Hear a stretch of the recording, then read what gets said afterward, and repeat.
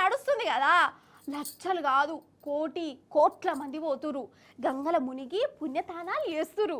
మా ఇంటి పక్కోళ్ళు కూడా పోయిర్రు, ఇంకా రాలే. వాళ్ళు వచ్చేదాకా నేను ఇల్లు కావాలి కాయాలట. ఇక నేను కూడా కుంభమేళాకు పోదాం అనుకున్నా కానీ మోకా దొరుకుతలేదోళ్ళా.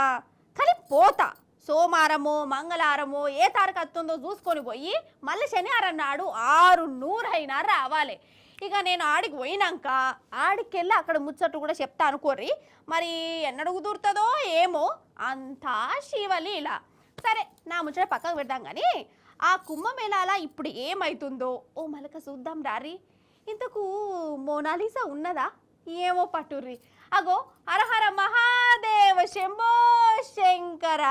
వారెవ్వా చూస్తురా ప్రయాగ్రాజ్ జనంతోని ఎట్లా రెండిపోయిందో. ఉష్క పోతే రాలనంత జనం అంటారు చూడు, ఇది అదే కావచ్చు. వేలు లచ్చలు కాదు, దినం కోట్ల మందితో ఇట్లా కలగల్లాడుతుంది. గంగా యమున సరస్వతి నదులు కలిసే త్రివేణి సంగమంగాడ జనం పుణ్యతానాలు చేసి మొక్కులు చెల్లించుకుంటురు, గంగా హారతులు బట్టి పూజలు చేస్తురు. ఓ దిక్కు సాధువులు, ఇంకో దిక్కు భక్తులు, ఇటు దిక్కు వ్యాపారులు చేసుకునేటోళ్ళు, ఇక సందు యూట్యూబ్ వీడియోలు రీళ్లు చేసుకునేటోళ్ళ పర్ఫార్మెన్స్లు. అసలు మామూలుగా లేదు ప్రయాగరాజు. ఇప్పటికి 9 కోట్ల మంది పుణ్యతానాలు చేసిరట ఈ కుంభమేళాల. అన్నట్టు ఈ కుంభమేళ ఇప్పుడు ఇట్లా కనబడుతుంది కదా, అంతరిక్షం నుంచి చూస్తే ఎట్లా కనబడుతుందో చూస్తారా.